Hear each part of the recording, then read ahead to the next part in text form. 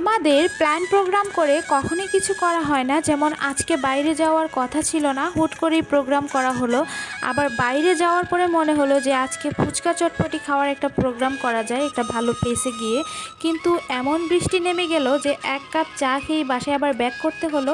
তবে খুব সুন্দর একটা প্লেসে গিয়েছিলাম, সব কিছু শেয়ার করব আপনাদের সাথে। কেমন আছেন সবাই? আমি তো আলহামদুলিল্লাহ অনেক ভালো আছি।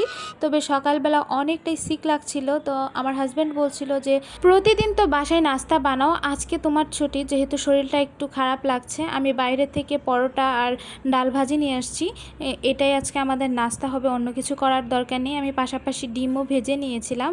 আর এদিক দিয়ে আমি নাস্তাগুলো রেডি করছি, কথা বলতে বলতে সে নিয়েও চলে এসেছে। আর এখানে বেশ পরিমাণ সবজিও নিয়ে আসা হয়েছিল। আর এই পরোটাটা মানে পার্সোনালি আমার অনেক বেশি পছন্দ। আমার বাসার নিচে একটা হোটেল আছে, খুব সুন্দরভাবে বানায় আর খেতে অনেক ভালো লাগে। দুধ চা দিয়ে খেতে আরও বেশি মজার হয়। তবে আজকে আর দুধ চা দিয়ে খাওয়া হয়নি। সকালের নাস্তা করার পর বেশ কিছুক্ষণ পর এই তো দুইজনের জন্য চা বানিয়ে নিয়েছি। আর আজকে সকাল সকাল দেখলাম ওয়েদারটা মোটামুটি ভালোই আছে। তো এই তো এদিক দিয়ে চা বানিয়ে নিয়েছি আর দুপুরের জন্য রান্না করব। রাতের অলরেডি মুরগির মাংস সবগুলোই রয়ে গিয়েছে, তো ও তার সাথে কি করব সেটাই ভাবছিলাম। এই দিক দিয়ে মনে হলো যে মিষ্টি কুমড়াটা নষ্ট হয়ে যাবে, খুব তাড়াতাড়ি খেতে হবে। তো মিষ্টি কুমড়া ভর্তাটা আমরা অনেক বেশি পছন্দ করি, যার কারণে মিষ্টি কুমড়াটা বয়েল করে নিলাম আর পাশাপাশি ডিম ভাজি করে নিব। যেহেতু আমি একটু সিক, যার কারণে বেশি ঝামেলা করিনি, আমাকে না করেছে। তারপরেও যেহেতু মুরগির মাংস রয়েছে আর এই দুইটা আইটেম করলে আমাদের দুজনের খুব সুন্দরভাবে চলে যাবে। আর আমার হাজব্যান্ড তো শুকনো মরিচ খায় না, যার কারণে ওর জন্য আলাদাভাবে মানে হালকা মরিচ দিয়ে, কাঁচা মরিচ দিয়ে আমি ভর্তাটা বানাচ্ছি, সরিষার তেলটা একটু বেশি পরিমাণে দিয়ে। আর আমি এখানে ভরপুর শুকনো মরিচ দিয়ে আমারটা আমি বানিয়ে নিব, মানে এটা শুধুমাত্র আমি খাবো, ও এটা টাচও করবে না। যার কারণে দুইজনের জন্য দুই রকমভাবে বানানো হয়েছে। এটা আমার অনেক বেশি পছন্দ, মানে শুকনো মরিচটা। সব রকম ভর্তাতে যদি শুকনো মরিচ থাকে তাহলে খেতে অনেক ভালো লাগে। আর এদিক দিয়ে ডিম ভাজি করে নিচ্ছি।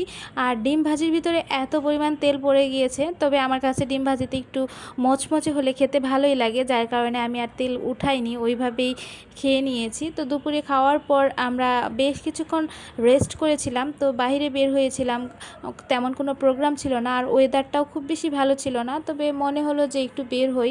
আর ঘুরতে ঘুরতে এখানে আমরা ধান গবেষণার মানে গাজীপুর ধান গবেষণার এখানে চলে এসেছি। আর এখানে রাস্তাটা এত বেশি সুন্দর, মানে গাজীপুরের সবগুলো প্লেসই আমার ভালো লাগে। এই পাশের মানে এত শান্ত পরিবেশ, এই পরিবেশে মানে খুবই ভালো লাগে। এখানে বেশ কিছুক্ষণ ছিলাম, অনেক ভিডিও ছবি নিয়েছি, তবে ভিডিও ক্লিপ খুব কম নিয়েছি, আপনাদের সাথে যতটুকুই নিয়েছি ততটুকুই শেয়ার করে দিলাম।